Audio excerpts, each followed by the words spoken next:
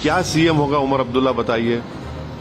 भाई उसकी कैबिनेट में एलजी का रिप्रेजेंटेटिव बैठेगा और वो बैठकर रिपोर्ट करेगा कि जो डिसीजन एक्सेप्ट करे ना करे। अगर उमर अब्दुल्ला अपने मंत्रियों को लेकर दिल्ली आना चाह रहे तो प्लेन में बैठ के ऐसा नहीं आ सकते, उनको एलजी से परमिशन लेके आना पड़ेगा, एक प्यून को अपॉइंट नहीं कर पाएंगे। तो पूरा पावर तो एलजी के पास ही है।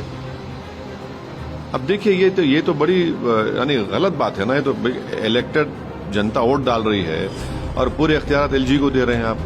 ये कैसे? अखलाकन कॉन्स्टिट्यूशनल प्रोप्राइटी डिमांड करती है कि जो भी सीएम होगा उसके ओपिनियन से, उनकी रजामंदी से आप अपॉइंटमेंट करिए।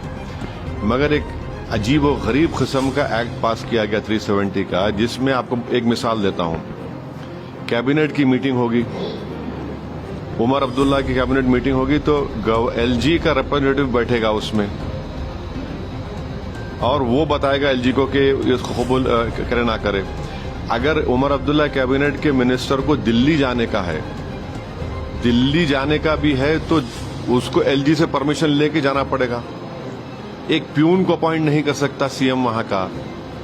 तो ठीक है, ये बात बिल्कुल सही है कि कश्मीर के अवाम में जो गुस्सा था 370 को अबॉलिशन का, उन्होंने अपना गुस्सा का इजहार कर दिया।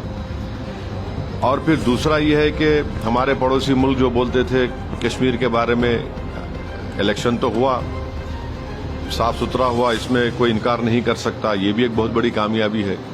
तीसरी बात यह है कि जम्मू में आप देखिए कि 29 सीट बीजेपी जीत गई, वहां पर भी कांग्रेस पार्टी एक सीट जीती।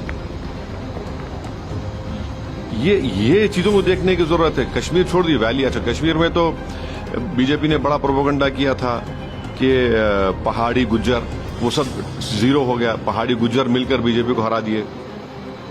मगर जम्मू में 29 असेंबली सीट्स पर बीजेपी जीत जाती है और एक सीट पे कांग्रेस जीतती है।